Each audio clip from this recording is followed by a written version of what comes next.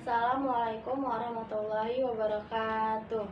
Perkenalkan, nama saya Deza Aziza dari program studi S1 Kebidanan di Universitas Medika Suherman. Di sini saya akan mempraktekkan bagaimana cara pemeriksaan fisik pada bayi baru lahir. Adapun langkah-langkah pemeriksaan fisik pada bayi baru lahir, yang pertama, melakukan informed consent, yaitu memberitahu kepada ibu dan keluarga tentang tujuan dan prosedur tindakan apa yang akan dilakukan. Langkah selanjutnya yaitu melakukan anamnesis dari riwayat ibu, yaitu meliputi faktor genetik, faktor lingkungan sosial, faktor ibu perinatal, dan faktor neonatal. Langkah selanjutnya yaitu menyiapkan alat dan bahan. Yang pertama, bengkok, ada stetoskop, pen light,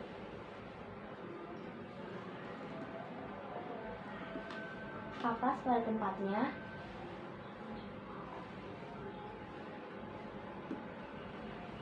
lampu penghangat, timbangan bayi, medline, termometer, handscoon, dan yang terakhir, rentong bayi. Langkah selanjutnya yaitu mendekatkan alat dan menyalakan lampu penghangat. Langkah selanjutnya yaitu mencuci tangan dengan 7 langkah.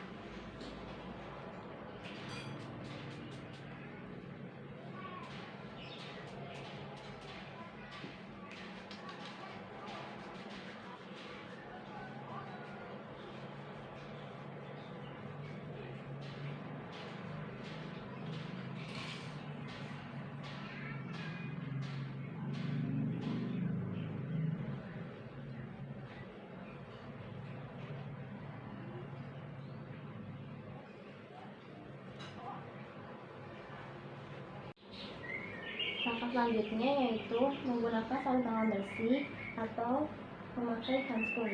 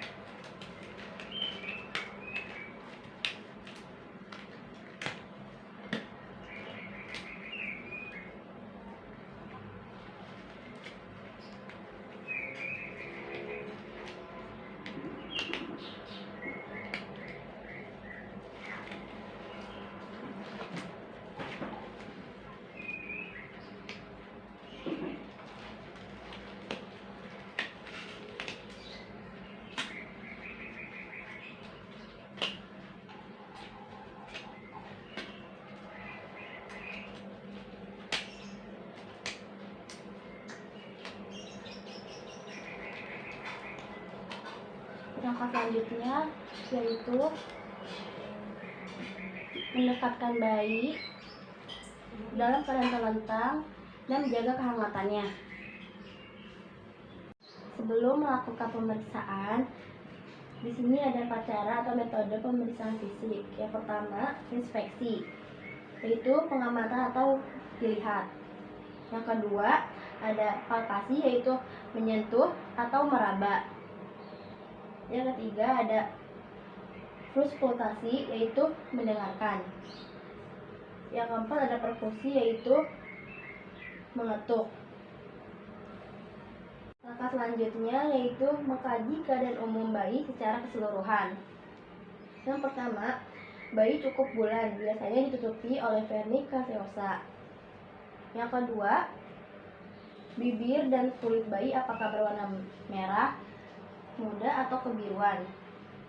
Nah, di sini kita lihat bayinya berwarna merah muda, berarti normal. Yang ketiga, apakah ekstremitas bayi dapat bergerak bebas atau fleksi? Kita lihat bayinya bergerak bebas, berarti normal.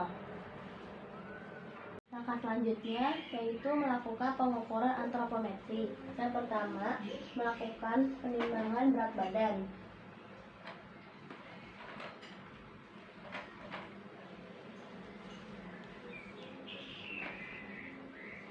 Beratnya 2.900 gram, berarti normal ya.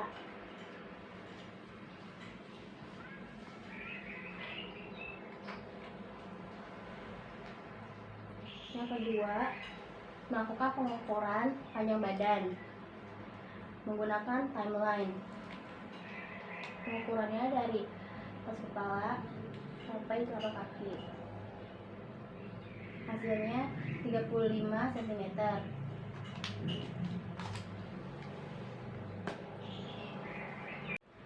Langkah selanjutnya yaitu mengukur lingkar kepala dengan menggunakan timeline.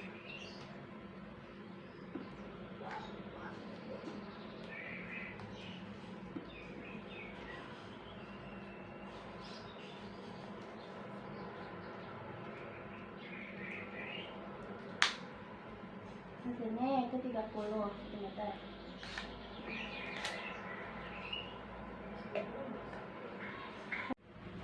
Selanjutnya mengukur lingkar dada.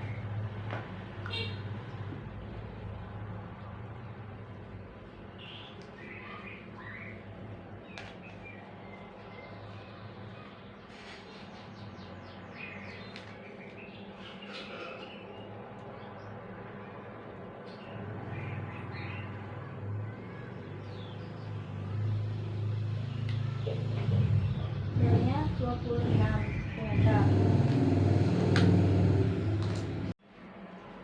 Langkah selanjutnya yaitu melakukan pemeriksaan tanda-tanda vital. Yang pertama, memeriksakan suhu bayi terlebih dahulu menggunakan termometer.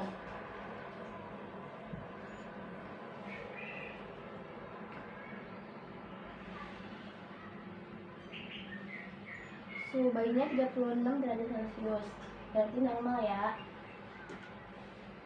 Selanjutnya, memeriksakan denyut jantung bayi menggunakan stetoskop.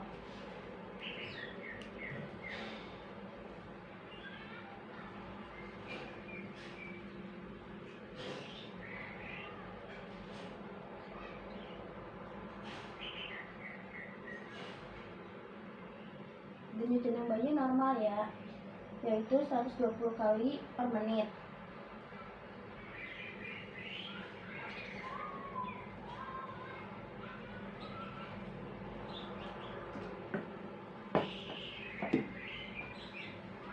Selanjutnya, melakukan pemantauan pernafasan bayi.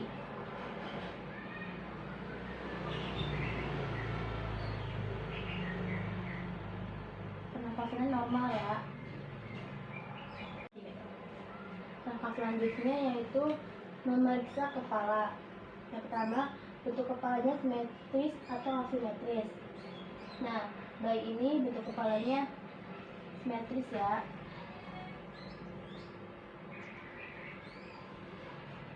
Yang kedua, adanya caput suprarennium atau tidak. Caput suprarennium ini adalah trauma pada bayi yang menyebabkan cedera pada fisik. Gangguan ini bisa disebutkan karena adanya pembengkakan pada kulit pada kepala bayi. Nah, bayi ini tidak ada cedera fisik, normal. Yang ketiga, adanya cephahematom atau tidak. Cephahematom adalah benjolan yang berisi darah di kepala bayi.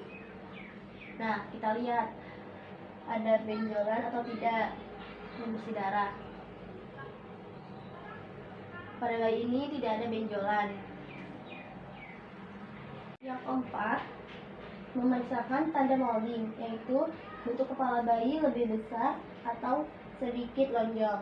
Nah, di sini kepala bayinya normal, tidak ada tanda nodding. Langkah selanjutnya yaitu memeriksa mata. Yang pertama, bentuk matanya normal atau tidak. Kita lihat bentuk matanya normal ya. Yang kedua, katarak kongenital. Adakah kekeruhan lensa mata yang terjadi sedang lahir? Kita lihat, ada kekeruhan atau tidak? Tidak ada ya, itu normal. Yang ketiga, ada strabismus, yaitu mata juling. Apakah mata bayi ini juling atau tidak? Tidak. Yang keempat, perdarahan konjungtiva. Kita lihat apakah ada perdarahan konjungtiva atau tidak. Tidak ada ya. Yang terakhir, adakah pus atau gonogenorrhea, yaitu di matanya bernanah atau tidak. Tidak ada, berarti pemeriksaan matanya normal. Selanjutnya yaitu memeriksa hidung. Yang pertama, memeriksa cuping hidung. Normal atau tidak? Normal ya. Yang kedua, epikanthus. Adakah sudut mata yang dekat dengan hidung yang dapat tertutup oleh kulit dari kelopak mata bagian atas? Yang kita lihat, tidak ada ya. Yang ketiga, memeriksa septum nasi, yaitu tulang lunak yang membagi rongga hidung menjadi dua. Apakah normal atau tidak? Bayi ini normal.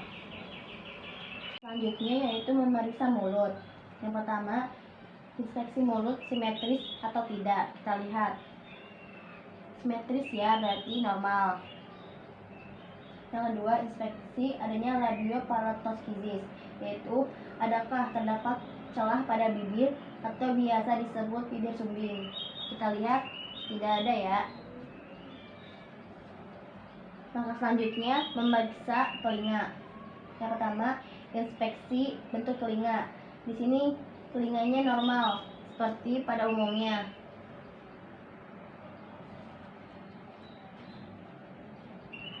Yang kedua, posisi telinga dengan menarik garis khayal dari bagian luar sudut mata secara horizontal ke arah ujung atas daun telinga. Nah, kita lihat jaraknya normal atau tidak. Normal ya.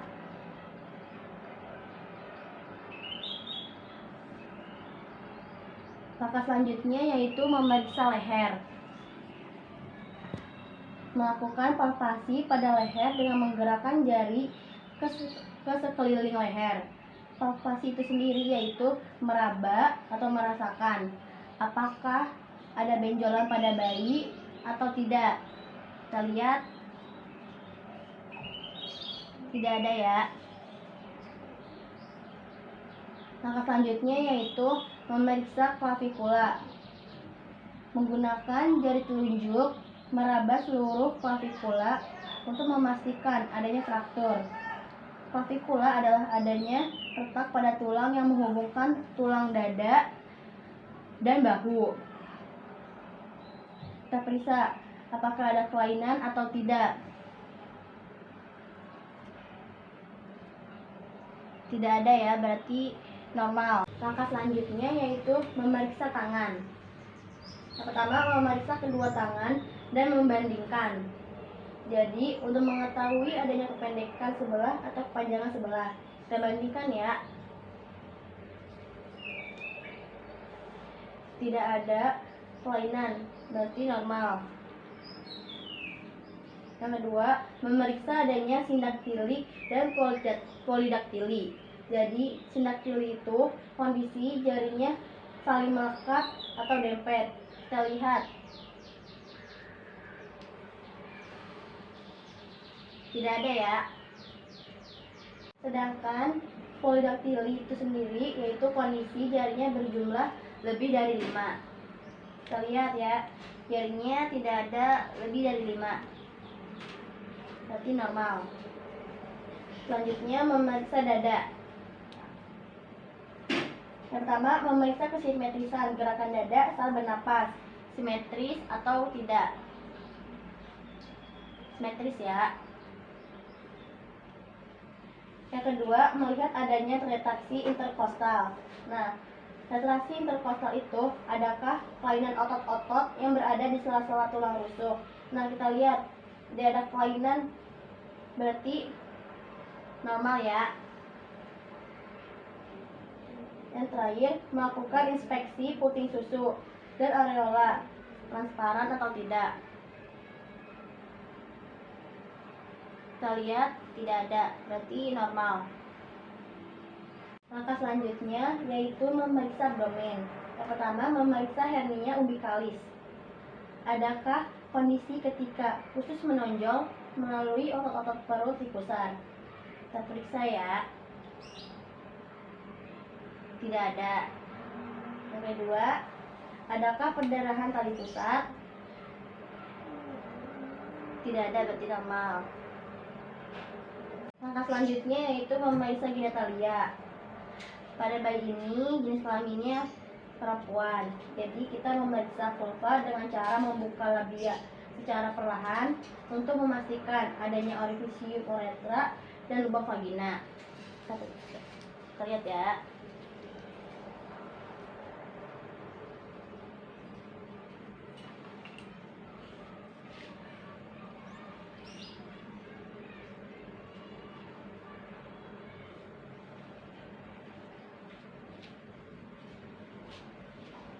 Bayi ini normal ya.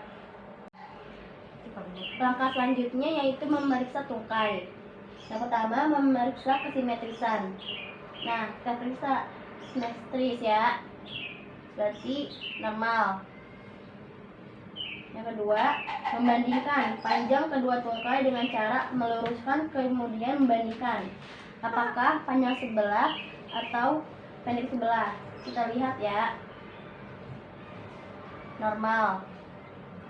Yang ketiga, memeriksa adanya fraktur dengan melakukan tes orotalani. Yang pertama, membuka pakaian bayi. Di sini kondisi bayi sudah dalam keadaan tidak memakai pakaian. Yang kedua, memeriksa panggul dengan cara memegang masing-masing kaki. Letakkan ibu jari pada bagian dalam femur, sedangkan jari tangan telunjuk di atas trokater mayor. Dan selanjutnya, menekuk lutut 90 derajat dan abduksikan kedua tungkai secara perlahan.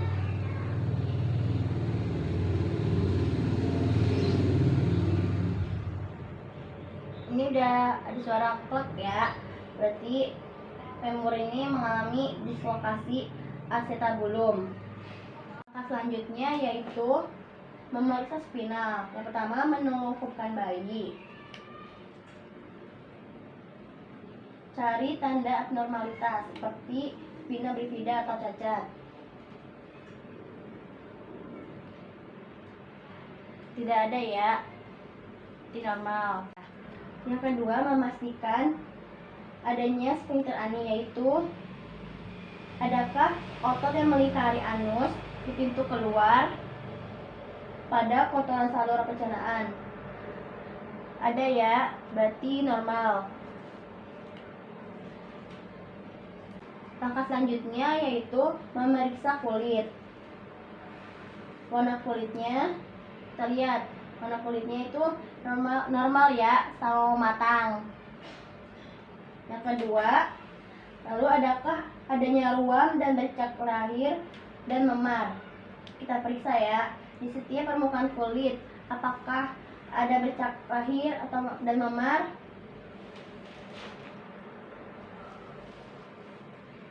Tidak ada ya, berarti normal. Langkah selanjutnya yaitu memeriksa refleks primitif bayi baru lahir. Yang pertama, refleks Moro, yaitu bayi terkejut jika ada suara keras. Contohnya seperti ini ya. Nah, bayi terkejut, berarti normal. Yang kedua, refleks rooting, yaitu jika pipi atau mulut bayi dirangsang, dia akan mencari tangan kita, seolah-olah dia mencari puting susu ibunya.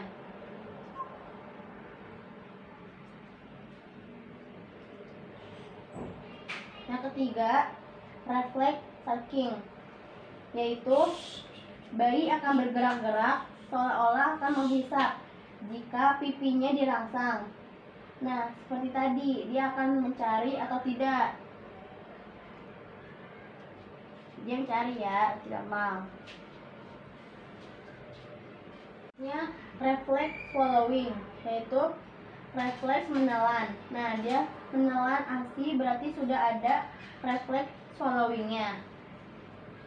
Selanjutnya, refleks Babinski adalah apabila telapak kaki dirangsang oleh ibu jari, bayi akan bergerak atau jari-jari lainnya akan membuka. Kita lihat, ini bergerak ya. Selanjutnya, ada refleks palmar, yaitu jari-jari tangan akan menggenggam jika benda disentuhkan ke tangan si bayi. Nah, kita lihat, dia menggenggam atau tidak. Menggenggam ya, tidak mau. Dan yang terakhir ada refleks plantar graph, yaitu refleks saraf kaki. Jika telapak kaki ditekan atau dirangsang, itu sama aja dengan refleks Babinski tadi. Kita tekan dan dia bergerak ya, berarti normal. Selanjutnya yaitu merapihkan bayi agar si bayi terjaga kehangatannya.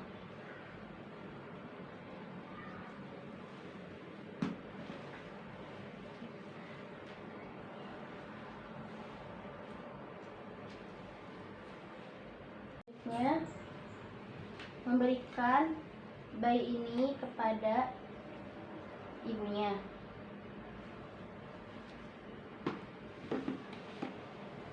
Langkah selanjutnya yaitu membereskan alat yang telah digunakan.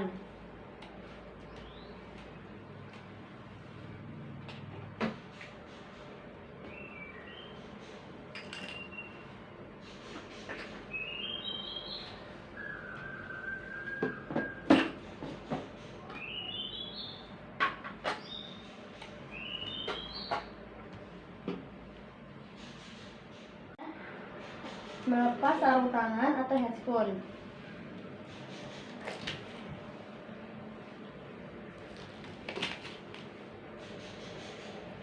Lalu mencuci tangan dengan 7 langkah.